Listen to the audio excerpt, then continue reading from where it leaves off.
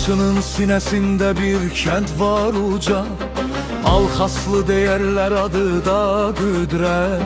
Dağların başında dumanla qucaq, meşəsi sir dolu, havası cənnət. Bulaqlar danışar, daşların dili, torpaq bərəkətdir, suyu can verir. Bu kəndin nəfəsi ömür uzadır, sağlam adamları tarix yetiştirir. Qeyrət var qanında, zəhmət var əldə, əməkdən yoğrulub bu yurdun özü. Çörəyi halaldır, sözü də möhkəm, Alxaslıdır adım, dağdı sözümüz. Alxaslı gürurum, sanadın zirvədir, dumanın içindən dolan səs kimi. 30 il həsrətdən qayıdan torpaq, şanlı ordumuzla azad nəfəsli. Alxaslı şəhidlər ucaltdı səni, qanınla yazıldı bu azadlıq dastanı. Dağlar şahid oldu, tarix dedi, bu torpaq heç vaxt deyilməz əsla.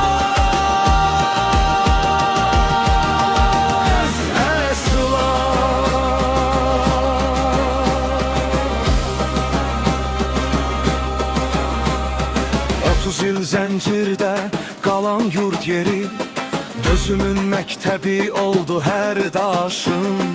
Birinci, ikinci Qarabağ yolu, şəhidlər yazdı bu torpaq savaşın. Cəbhədə igidlər, sözdə əskərlər, informasiya savaşı da səngərdi. Qorxmadan irəli, haqqın yolunda, Alxaslı oğulları hər yerdə vardı.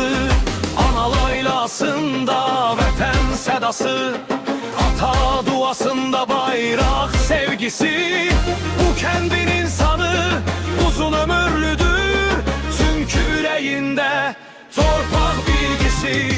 Alxaslı qayıtdın bayraq başında, dağlar salam durdu azadlığına.